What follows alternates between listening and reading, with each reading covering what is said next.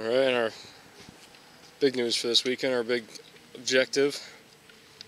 I wanted power done by this weekend, and it is in. So we now officially have power at the campsite.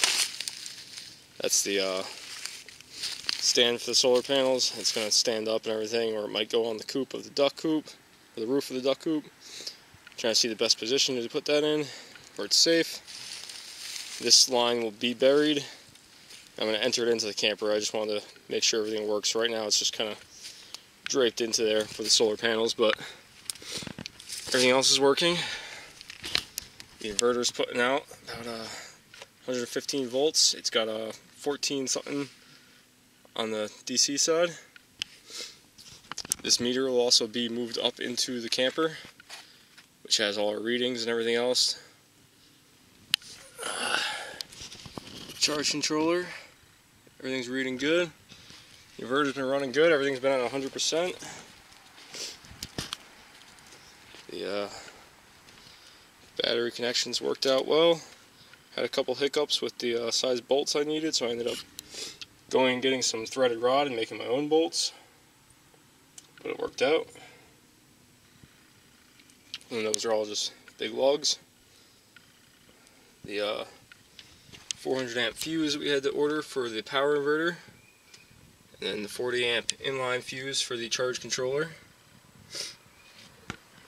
So yeah, and I ground it right through down into the trailer frame. And yeah, so we got power now. And then I just went through and started identifying all the circuits, because somebody else had already previously been into this thing and hacked up the electrical pretty good. So I pulled it all out of the panel. I'm going to pull this stock panel out, put it in a new box. I went through, did continuity tests and found out where everything goes. Some of the original wiring I had to trace, some of the new wiring, I could tell because it's new yellow Romex 12 gauge. I could tell, new appliances that were running, so I knew some of this. The other one goes into the water pump. And then I got my 12 volt leads for the stereo here. I got to get down into there. But so I'm going to hardwire a Romex wire from the power inverter. It has a hardwire option, so I'm going to hardwire that all the way through into this, feed a new little panel that's going to run the rest of the electric. And then the power inverter also has 4 plugs off it. So, and you can run 12 volt lighting off the charge controller, that port all the way to the right. That's what that option's for. So yeah, now we're just trying to figure out what we want to do for the rest of the electricity, and where we want to hook up plugs, and what kind of lights we want to hook up, and everything else. But excited to have power. Alright, so hey guys, it's our first night camping in the camper with the electricity on and everything. We got the lights working, the stereo is on and everything. I gotta roughen the panel still for the actual 120 circuits, but the meter is moved up, so the camera holds the focus. Yeah, you can't really see it on camera, but still holding 12.5 volts.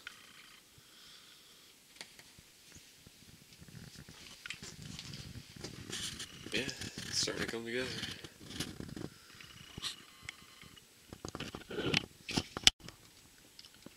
So the solar did well last night. The 2 batteries held their charge all night, no problem. We had some lights and radio. We stayed up late, had some friends over last night, and had the radio blaring all night and everything, and the batteries are cranking this morning.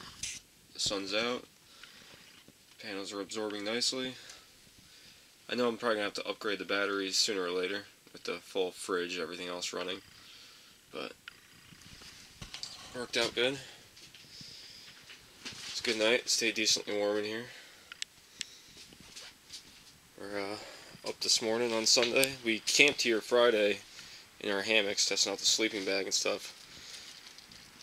So we camped way out back in the woods over there. My new sleeping bag worked out pretty good for me. Pumped about that. We're out making some pancakes now on the opposite side of our grill, our little grill here, cast iron.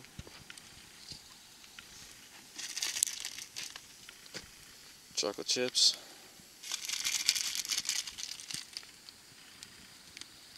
It's nice getting to wake up to the birds and the trees and the sun coming up.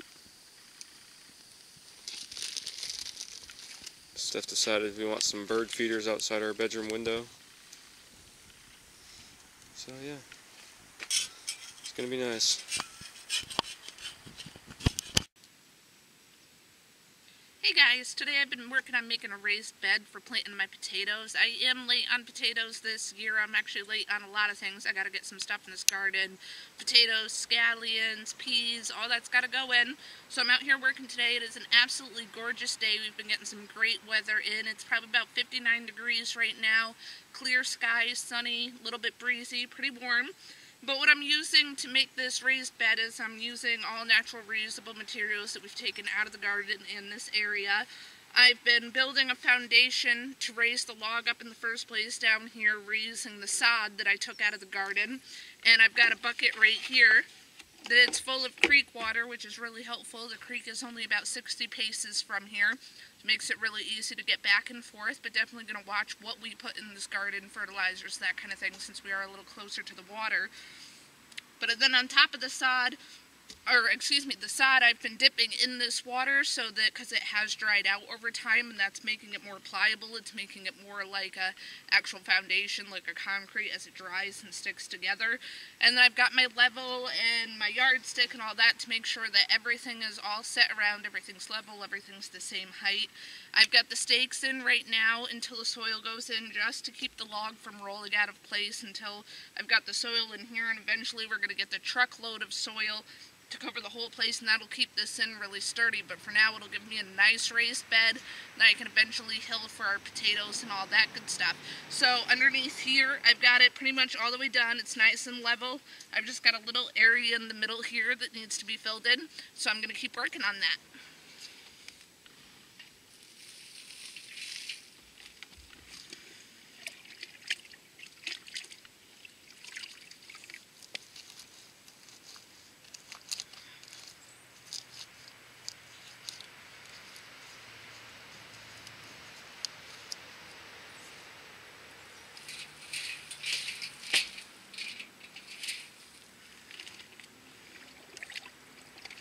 And what's nice too is that as I'm doing this, it's also dropping dirt at the bottom.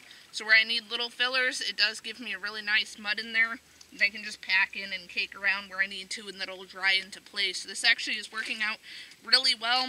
The only thing I'm going to have to watch for is obviously things growing back around logs from the roots being here. But if that happens, I'll just spray it down with a little white vinegar, rip it out, and everything should be good. So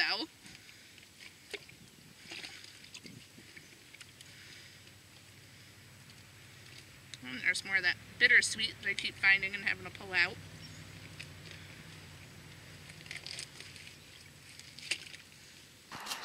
So it worked out pretty well. All the logs were just too short for the space that I needed, because we did this all out of one tree.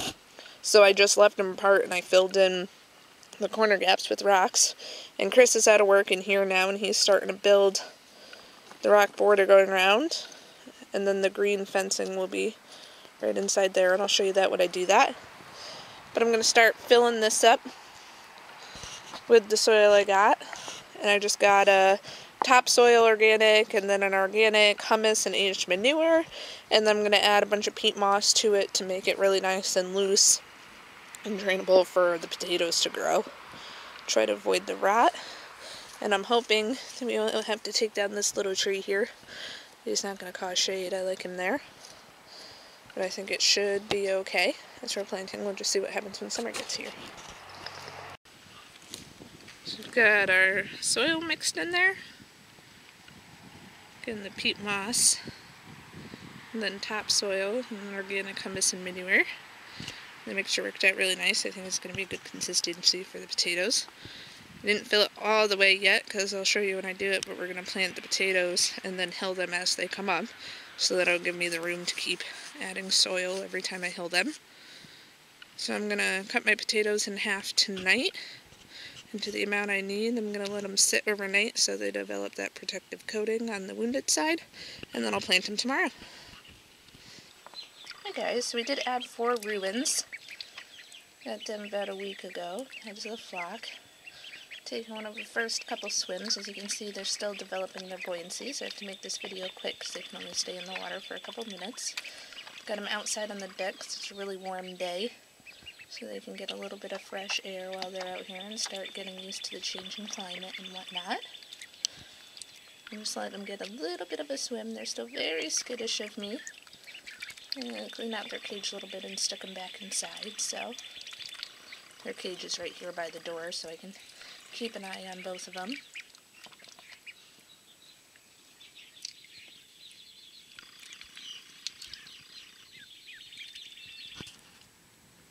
So I got the propane heater out today, since we're not going to be using that. It freed up some extra storage space in the camper. Underneath the fridge here is where it all was. So I made a new cedar door, all tongue and groove.